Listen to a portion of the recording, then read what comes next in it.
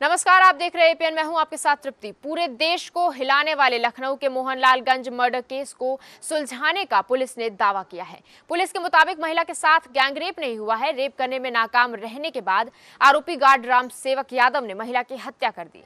सान्याल ने बताया, पीड़िता के मोबाइल नंबर की कॉल डिटेल के विश्लेषण से पता चला है कि वो 16 जुलाई की रात किसी राजू उर्फ राजीव से फोन पर घर से निकली थी। राम सेवक ने महिला की हत्या क्यों की, कैसे की, इसका पूरा कबूलनामा हम आपको दिखाते हैं हमारी इस एक्सक्लूसिव रिपोर्ट में। गेट के बाहर से गाड़ी खड़ी की। कहाँ से आए, कैसे मोहनलालगंज से सर लेके आए। और पहले से बताओ, शुरू से और पहले से बताओ कहाँ से कैसे फोन पे बात करते हैं। मोहनलालगंज से बात हुई।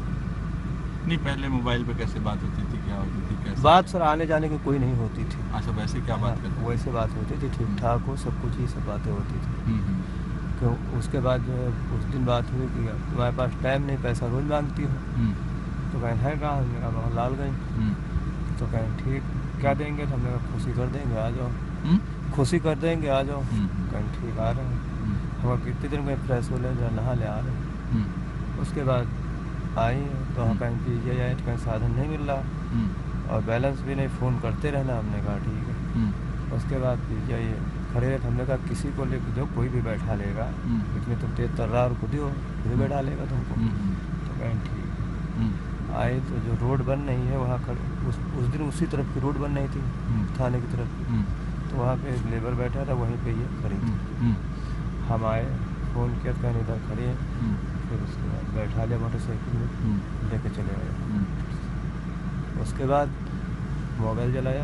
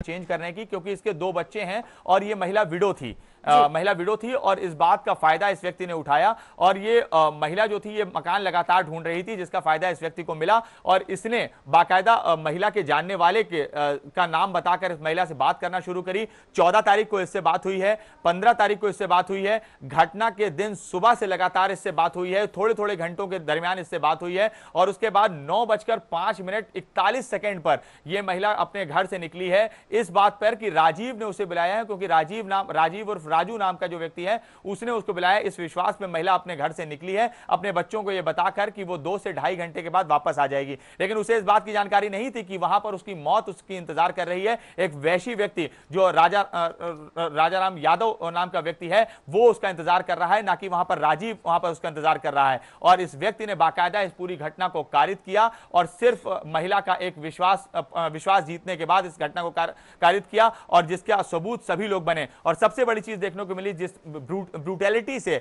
जितनी बुरी तरह से इसने महिला की हत्या की वो निश्चित रूप से किसी के भी रोंगटे खड़े कर सकती है और एक सवाल निशान खड़ा कर देती है कि इंसान अपनी हवस में कितना ज्यादा अंधा हो सकता है। एक व्यक्ति की हवस उसे क्या से क्या कर देती है, उसे क्या से क्या बना देती है, जिसकी बानगी उत्तर प्रदेश के मोहनलालगंज यानी कि सूबे की राजधानी में देखने को मिला। लेकिन पुलिस ने जिस तरह से कॉल डिटेल के जरिए लगातार लिसनिंग पर फोन लेके इन सारी चीजों को खोल के सामने रख दिया है, जिसमें लगातार इस बात की बात कही जा रही थी कि 1 से ज्यादा लोगों के होने की उम्मीद जताई जा रही थी, लेकिन उस घटना को सिर्फ एक व्यक्ति ने कारित किया, वो भी इतनी ब्रूटैलिटी से इस घटना को कारित किया कि किसी के भी रोंगटे खड़े हो सकते हैं। लेकिन सिर्फ एक विश्वास था जिसके बलबूते वो महिला अपने घर छोड़ के इससे मिलने के लिए गई और उसी विश्वास को इसने तोड़ दिया, इसी विश्वास को इसने दगे में साबित कर दिया। क्योंकि जब मोबाइल की लाइट से जब इस महिला ने इस व्यक्ति की शक्ल देखी तो वहां पर राजीव ना होकर बल्कि यह व्यक्ति था जिसने खुद अपना कबूलनामा किया है कि उसने किस तरह से इस महिला की हत्या की, किस तरह से उसे मौत के घाट उतारा और समाज के सामने एक रोंगटे खड़े कर देने वाली मिसाल सभी के सामने खड़ी कर दी और उत्तर प्रदेश की निर्भया को सभी के सामने खड़ा कर दिया। जी अभिषेक, तो उत्तर प्रदेश की निर्भया का ये जो कांड हम यहाँ बात कर रहे हैं, जिसकी एक्सक्लूसिव रिपोर्ट हम एपीएन पर दिखा रहे हैं, जैसे कि निर्भया कांड में ही हम ले ले तो जो तमाम आरोपी थे उनको फांसी की सजा दी गई थी कोर्ट द्वारा, तो क्या इस बार भी कुछ ऐसा देखने को मिल सकता है? इसमें किस तरीके की कार्रवाई आगे हो सकती है?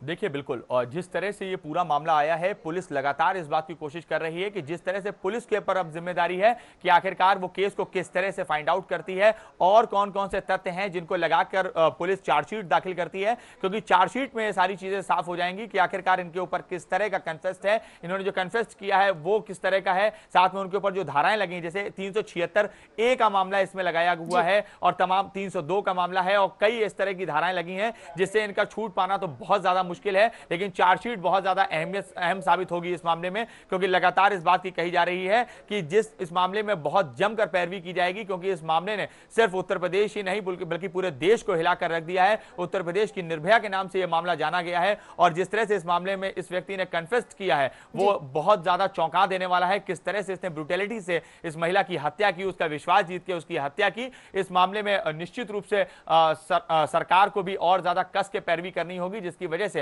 इस तरह के व्यक्तियों को फांसी की सजा दी जाए और फांसी पे लटके, क्योंकि न्यायपालिका के ऊपर अब बहुत बड़ी जिम्मेदारी है और न्यायपालिका इस तरह के लोगों को फांसी देती है या फिर आजीवन कारावास देती है, क्योंकि ये सारी चीजें हम न्यायपालिका के ऊपर निर्भर करती हैं। और साथ में सबसे बड़ी निर्भरता होगी इस समय पुलिस के ऊपर, क्योंकि पुलिस आखिरकार अपने एविडेंस को किस तरह से खड़ा करती है और किस तरह की चार्जशीट लगाती है जिसके बलबूते इस तरह के अपराध करने वालों को फांसी पर लटकाया जा सके। तृप्ति जी अभिषेक, तो जैसे ही पुलिस ने ये मामला सुलझाया तो एडीजी सान्याल का बयान जो आया है, तो क्या जो आरोपी का बयान है और सान्याल का जो बयान सामने आया था उसमें किसी भी तरीके का कोई कंट्रास्ट देखने को मिल रहा है, किसी भी तरीके का कोई अलग बयान है?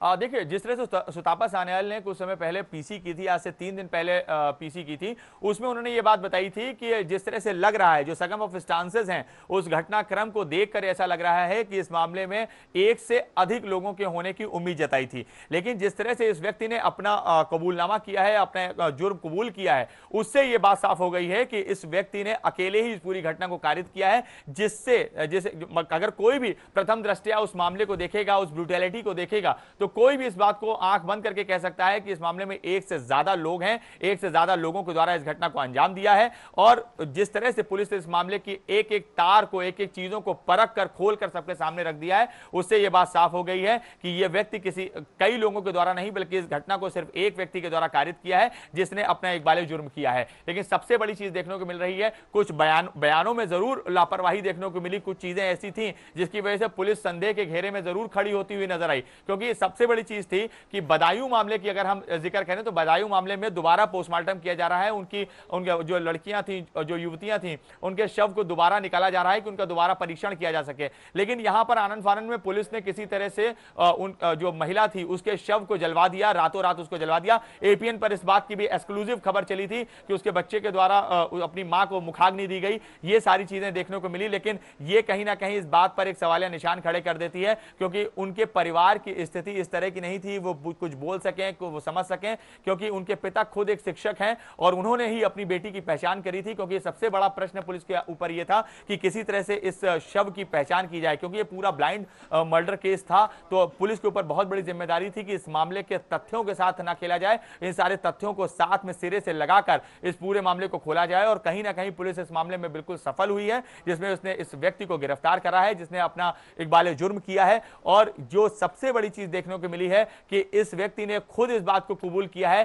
कि उसने किस ब्रूटैलिटी के साथ कितनी ज्यादा किस तरह की पीड़ा देकर उस महिला को मौत के घाट उतारा है। तृप्ति, जब शेख तथ्यों की बात की जा रही है यहाँ पर, या एक पहले से ही कयास, जब उस महिला का जब शव बरामद किया गया था तो एक बात सामने आई थी कि उसकी चाकू से गोद कर हत्या की गई है। लेकिन अभी कबूलनामे में जो बात उसने कबूली है आरोपी ने, उसके हिसाब से उसने हाथापाई की है और चाबियों से हमला किया था।